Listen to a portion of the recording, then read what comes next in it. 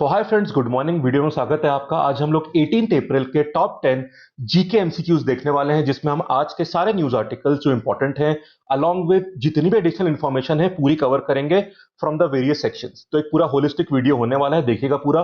And thanks a lot. कल के morning video और जो आफ्टरनून में वीडियो आया था प्रॉफिट एंड लॉस का, उन दोनों को आप लोगों ने बहुत सपोर्ट दिया, बहुत अच्छी व्यूअरशिप मिली। इसके साथ साथ काफी लंबे ड्यूरेशन तक आपने वीडियो देखा, तो काफी उसमें मुझे इंप्रूवमेंट दिख रहा है। सो मेरे इस कंटेंट को आप लोग इतनी अच्छी तरह रिसीव कर रहे हैं, उसके लिए थैंक्स। सपोर्ट बनाए रखिएगा।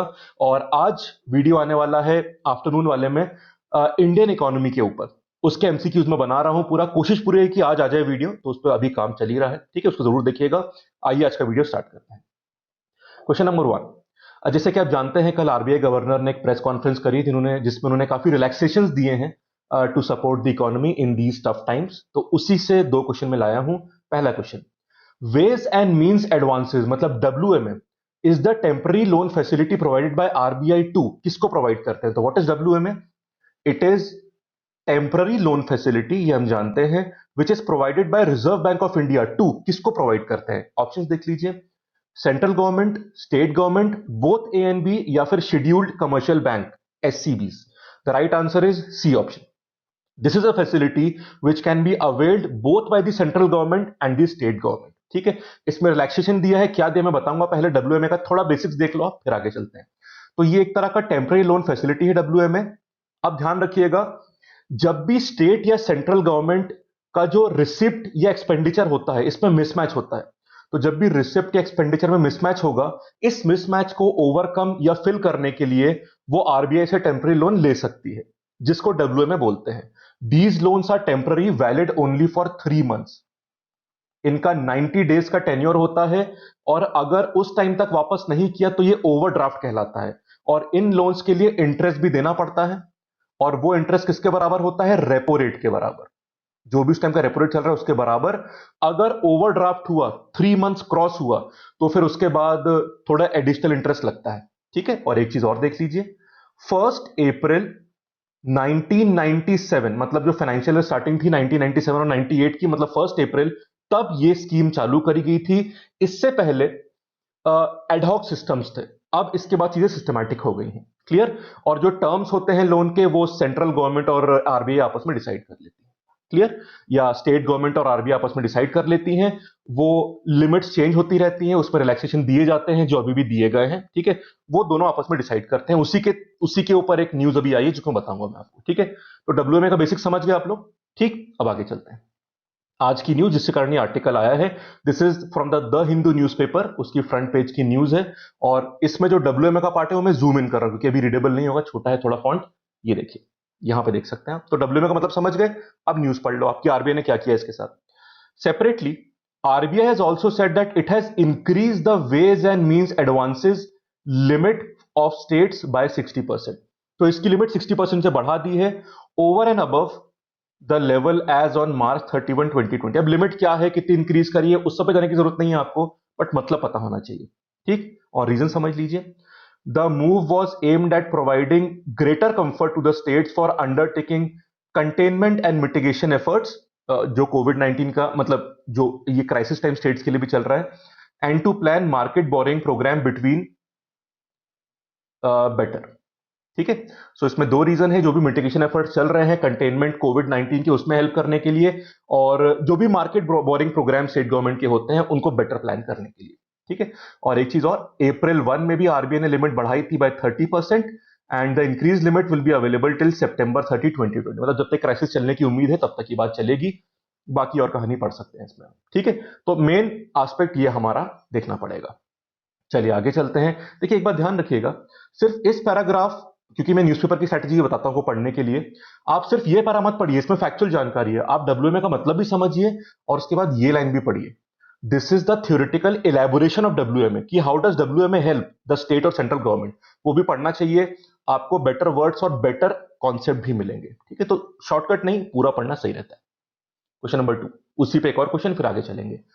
Amongst the measures announced by Reserve Bank of India is, out of all the measures, एक मेजर ये भी है, liquidity infusion of rupees 1 lakh crore, and out of this 50 1000 crore is exclusively for, ये आपको बताना है।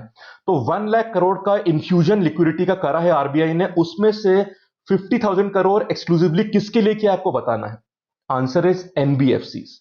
ठीक है, एनबीएफसीज के लिए किया है, तो उसके आर्टिकल पे जंप करते हैं। इनको भी करा गया, नाबार्ड, एनएचबी और सिडबी को भी। ठीक, अब वो क्यों करा है और कितना करा है उस पर आर्टिकल पे आते हैं। आर्टिकल सेम है पर वो पार्ट में जूम इन करता हूं, ये रहा पैराग्राफ। ठीक है, ध्यान से पढ़ लीजिएगा, वेरी वेरी इंपॉर्टेंट, पूरी कहानी क्लियर हो जाएगी। Among the measures announced was liquidity infusion of 1 lakh crore rupees, of which 50,000 crore is exclusively for the NBFC, मतलब non banking finance companies via banks. ठीक है, अब यहां पे रीजन देख लीजिएगा, उससे पहले ये पढ़ लो।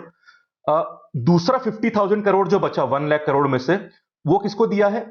जो अदर रीफाइनेंसिंग एजेंसीज है, जैसे कि नाबार्ड हो गया, सिडबी या एनएचबी। एनएचबी मतलब नेशनल हाउसिंग बैंक। ठीक है, what is SIDBI, small industries development bank of India, और एनएचबी होता है नेशनल हाउसिंग बैंक। ठीक है, अब यहां पे एनबीएफसी को क्यों दिया इतना ज्यादा वेटेज, उसका रीजन समझिएगा, very very important. The NBFCs have experienced liquidity shortage since banks have not offered them any moratorium for repayment, while these entities have to extend the moratorium options to customers. तो customers से जो ये लोग loan वापस लेते हैं वो तो एक्सटेंड करा गया है कि भाई लॉकडाउन के बाद वापस लेना, अभी नहीं वापस लेना है, पर बैंक ने इनको एग्जामिशन नहीं दिया। इस कारण से इनको लिक्विडिटी क्रंच आ रहा है, जिसमें ये फंड हेल्प करेगा। बस इतना सा बैकग्राउंड समझ लीजिए, काफी रहेगा आपके लिए। क्लियर, चलिए थर्ड क्वेश्चन। एग्रीकल्चर मिनिस्टर जो है उन्होंने लॉन्च किया है, नरेंद्र सिंह तोमर जी एग्रीकल्चर मिनिस्टर, उन्होंने किसान रथ ऐप लॉन्च करी है, नई ऐप लॉन्च करी गई है। इस ऐप का पर्पस क्या है, एंड द आंसर इज, बहुत बढ़िया पर्पस है इसका, देखते हैं कैसे काम करेगी। Facilitate transportation of food grains and perishables during the lockdown.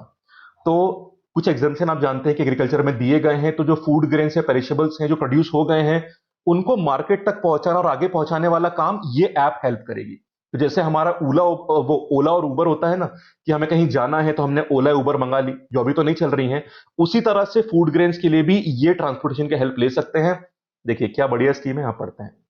So in a bid to ease the disruption of agricultural supply chain, especially for perishable produce, the agricultural ministry has launched Kisan Rath app.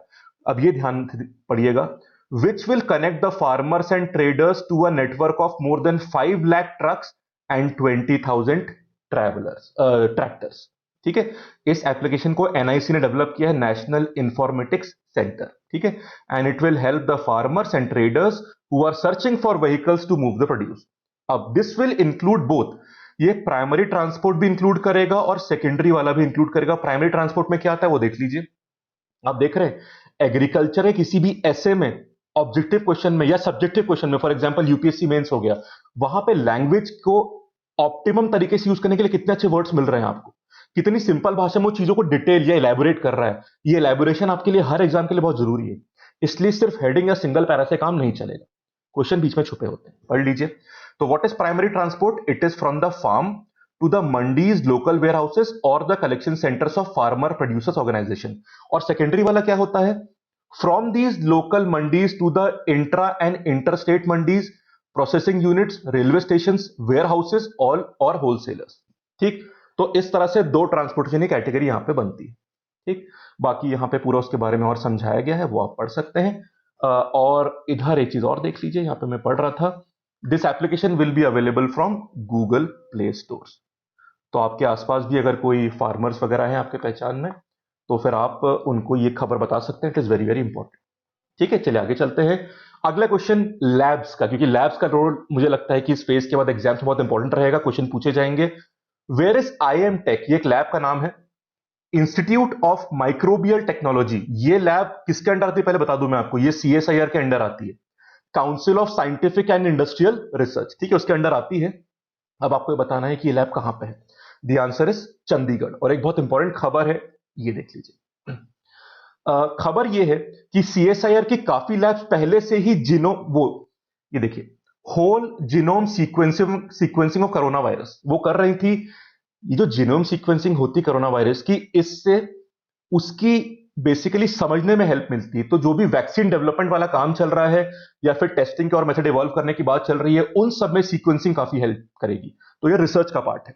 ठीक है, तो हम basically उस virus का पूरा research कर रहे हैं, उसको डिकोड कर रहे हैं ताकि वैक्सीन जल्दी डेवलप कर सकें।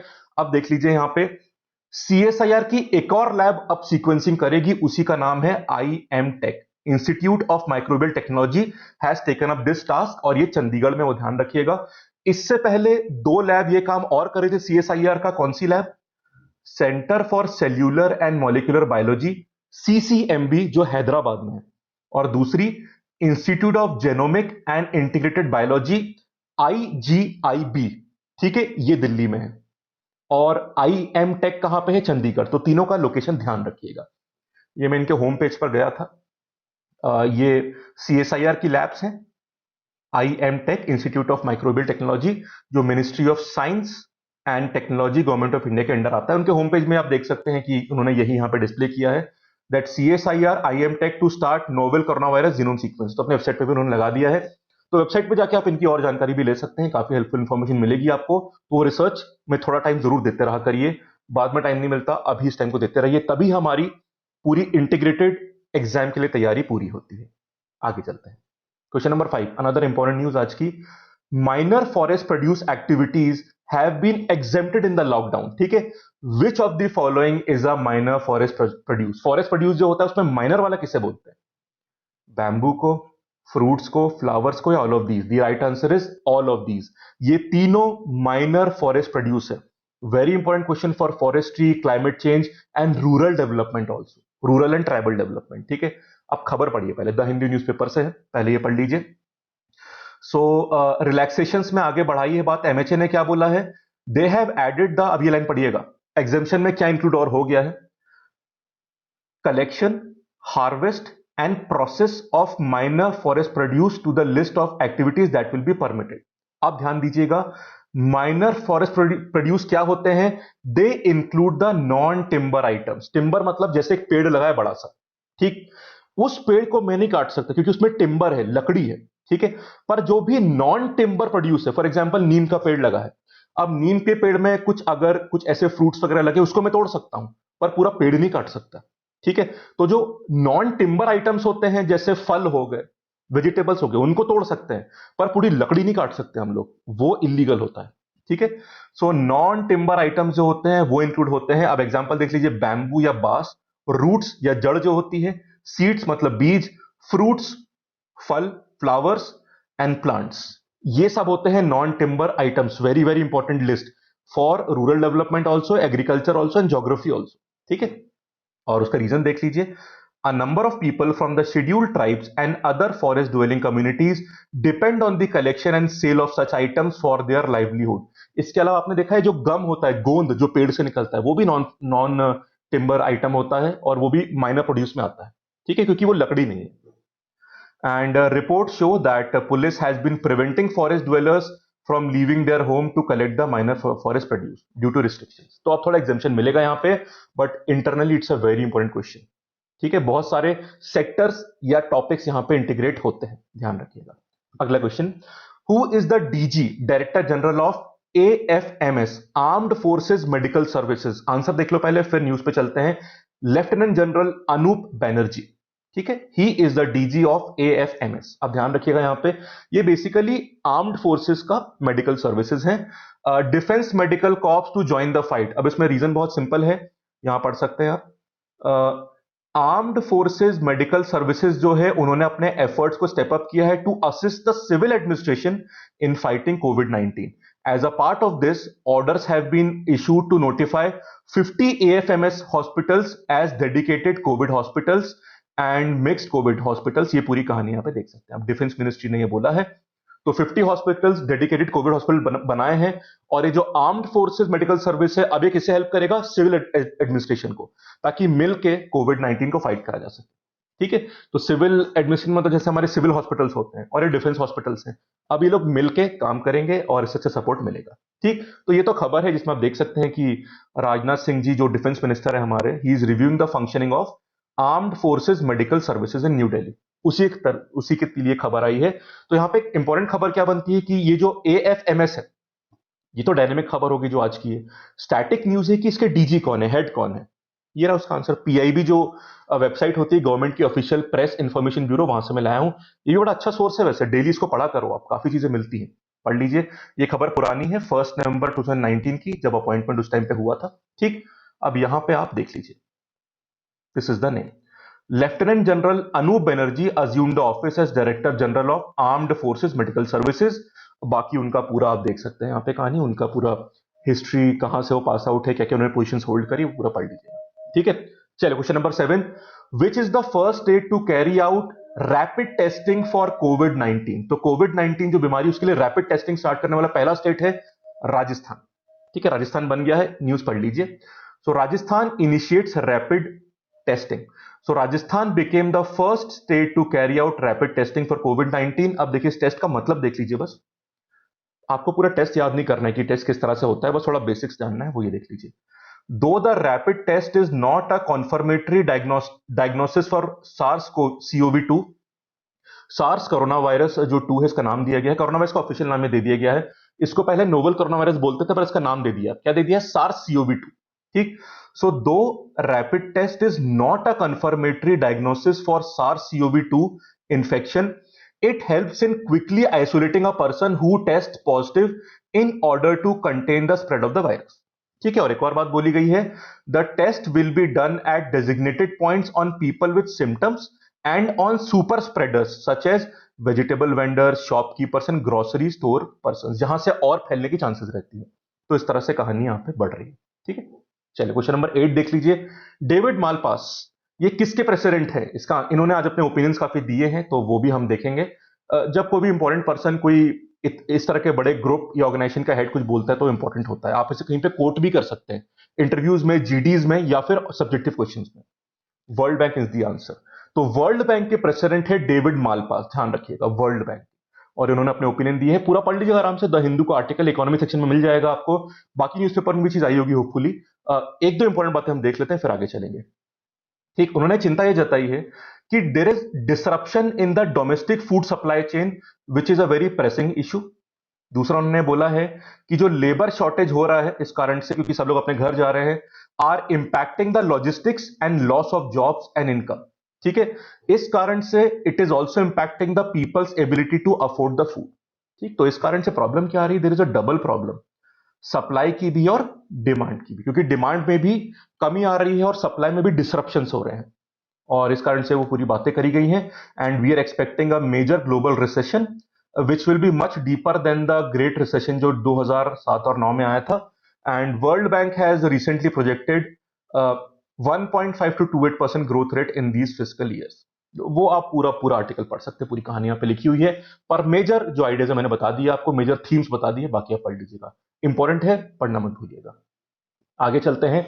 अब इकोनॉमी सेक्शन पे एक और सवाल है, फैक्चुअल सवाल, ओवरटेक या मर्जर के ऊपर। सो एक और यहाँ पे एक एक्वायर हुआ है, acquisition and merger is a very important topic. ठीक है, फैक्चुअली पूछते हैं बैंक एग्जाम में खासकर, और जो MBA exams for example XAT हो गया, जहां पे जीके आता है, वहां पे जरूर पूछते हैं सब सवाल। ठीक है, वैसे तो बाकी एसएससी वगैरह में भी आते हैं ऐसे सवाल। Question number 9, Norton motorcycles limited, it is a Britain iconic sporting motorcycle company. इसको एक्वायर किया है, किसने एक्वायर किया है? आंसर देख लीजिए, इसको टीवीएस मोटर्स ने एक्वायर किया है, टीवीएस मोटर्स ने। और ये आर्टिकल देख सकते हैं आप, he is Sudarshan Venu, he is the joint MD of TVS Motors. So TVS Motors has acquired Britain's iconic sporting motorcycle firm, जिसका नाम है नॉर्टन मोटरसाइकिल्स। 153 करोड़ रुपीस में एक्वायर किया है। और उन्होंने एक बात बोली है that this is a very interesting acquisition, क्योंकि रिसेंट टाइम्स में this reflects TVS Motors company and India's rapidly rising prominence in the international two wheeler market. तो इससे टीवीएस की पोजीशन भी स्ट्रांग होती है और इंडिया की प्रोमिनेंस बढ़ती है इंटरनेशनली टू व्हीलर मार्केट में। तो पूरी कहानी है, बट आपको दो नाम याद रखने हैं, Norton Motorcycles and TVS Motors, उससे काम बन जाएगा। ठीक है, last question for the day sports की फील्ड से, who is the captain of the Indian women hockey team? And the answer is Rani Rampal. Rani Rampal ये हमारी captain Indian women hockey team की। आर्टिकल आप देख सकते हैं, पूरा आर्टिकल है, मैं उसमें थोड़ा सा पार्ट यहां पे लाया हूं। तो वुमेन की हॉकी टीम जो है, ये आप कैप्टन का देख सकते हैं, she is Rani Rampal. So Indian women hockey team, अभी ये लोग लॉकडाउन में बैंगलोर में है, तो उन्होंने डिसाइड किया कि they will raise the funds to help the poors affected by the कोविड-19 पैंडेमिक। तो उन्होंने लॉन्च क्या किया है, एक 18 day fun fitness challenge to raise the fund for the poor and migrant families through crowd funding. तो बहुत अच्छा काम यहाँ पे करा जा रहा है सबके द्वारा। तो उसमें वुमेन टीम जो हॉकी की, उन्होंने भी बढ़िया काम किया है। और आप कैप्टन का फोटो देख सकते हैं, रानी रामपाल। ठीक है फ्रेंड्स, तो ये थे आज का वीडियो। वीडियो देखने के लिए थैंक यू। वीडियो लाइक जरूर कर दीजिएगा और अपने ग्रुप में शेयर जरूर करिएगा। और चैनल सब्सक्राइब नहीं किया तो सब्सक्राइब कर लीजिए। और सब्सक्राइब अगर कर लिया है तो उसके बगल में जो बेल का आइकन आता है वो दबा दीजिएगा, क्योंकि उससे क्या होता है, जैसी वीडियो मैं अपलोड करता हूं आपको नोटिफिकेशन एकदम से मिल जाएगा, वीडियो मिस नहीं होगा आपका। ठीक है। और बाकी इंडियन इकोनॉमी वाली वीडियो पे मैं वर्क कर रहा हूं, एज सुन एज पॉसिबल जैसी बनता है मैं अपलोड कर दूंगा। ठीक है friends, thank you and have a nice day.